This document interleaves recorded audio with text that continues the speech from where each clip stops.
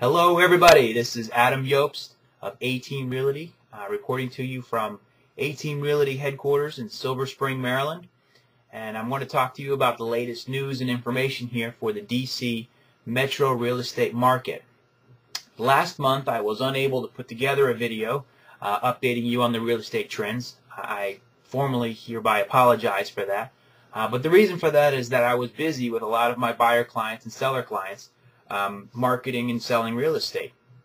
I have a lot of folks that I'm working with now that are currently under contract in the form of short sales, and we're waiting to bring those deals to closure here and settle on those purchases.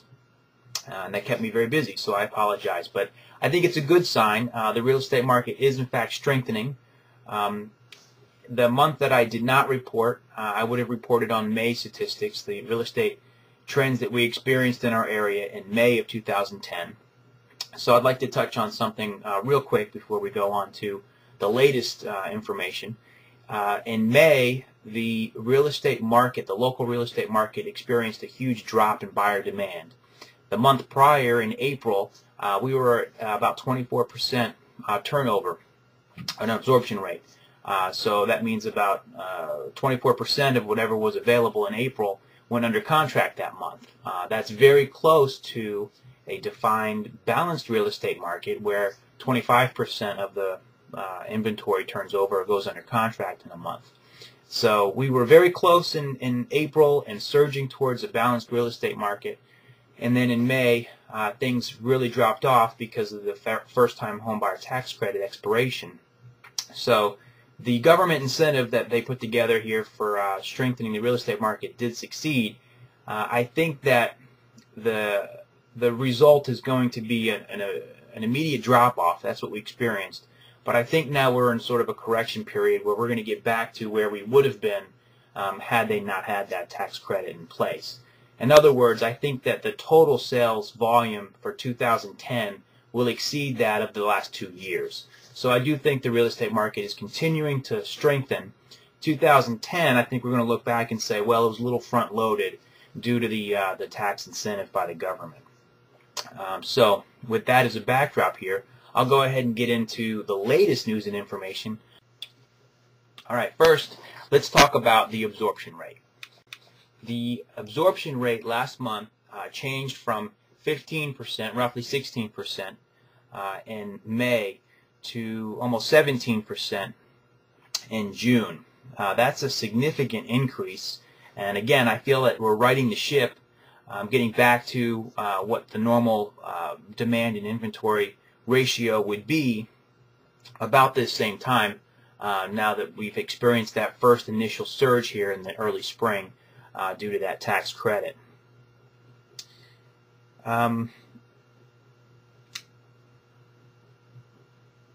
I'm expecting to see the absorption rate cap out at about 18 to 20% later this summer. In 2009, last year, it did get up to about 20% in the fall. I'm expecting to see that same rate of inventory and demand turnover. So I'm expecting the absorption rate to be about 18 to 20%. And then drop off into the winter down to about 15, maybe 16% for the winter 2010.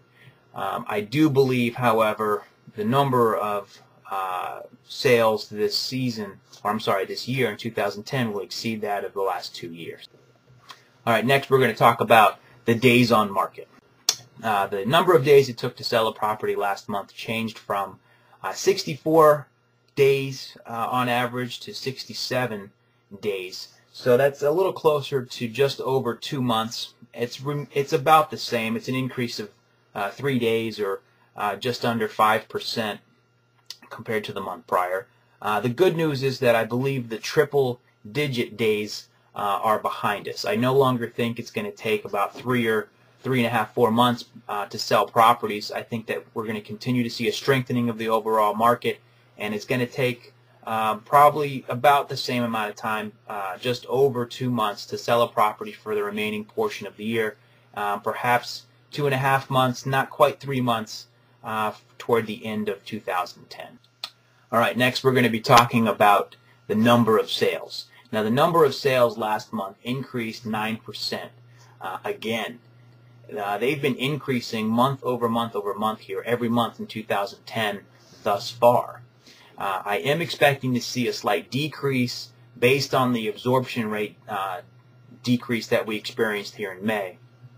However, the number of sales is going to be higher this year than it was for the last 2 years, and I do think that it's a significant change, and it signifies that we are in fact moving to a balance as early as next year. I think that next summer perhaps all of the market areas that I track in our area are going to be well into a balanced real estate market, with about 25 to 35% of the properties available for sale going under contract every 30 days. All right, the very last and probably the most important measure here that I'm going to be talking to you about is the average home prices. Home values in the DC metro real estate market have been increasing. Last month alone, we had about a 10% increase on average in most of our areas, with Baltimore County leading that pack here at 19% increase over last month's numbers. DC increased 11%, Montgomery County 11%, and everywhere else I track increased between 5 and 10%, except for PG County, where they experienced a decrease of 3%. So if you're home shopping, you may want to consider Prince George's County. There's certainly some nice parts of that county, and the homes there are available for a pretty good deal at this time. It is a very strong buyer's market in PG County. But on average, most of the area's home prices are increasing, and I expect to see that trend continue here through most of the year. I think prices will continue to go up even at a faster pace next year and into 2012, after we've burned off all of this excess inventory in the form of bank-owned properties and short sales. But for now, we have a nice, healthy trend upward on the price points here for our area. And again, we experienced about a 10% increase over last month's numbers. And I think that may have been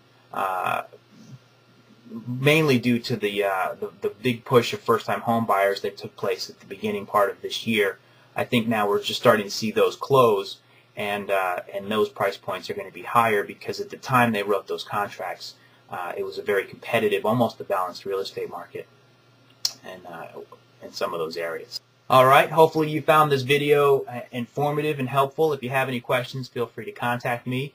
I'm the broker here at A-Team Realty. My name is Adam Iobst. I'd be happy to answer any questions for you about purchasing real estate or selling real estate in the DC metro real estate market. I'm also happy to work with you on renting a place if you're looking for a place to rent, perhaps save up some money and then in a few years consider purchasing.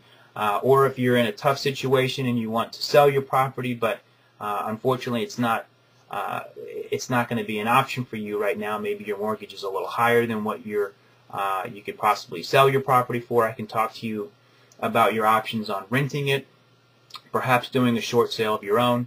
There's some exciting initiatives put together by the Obama Making Homes Affordable program, the HAFA program, that may benefit you, that are designed to streamline this whole short sale process, make it easier for sellers to sell their houses and easier for buyers to purchase short sales. So if you'd like to hear more about the HAFA program or any real estate related questions, I'd be happy to field them. I love my job, so I look forward to hearing from you guys again. I'll put out another video here next month. Take care.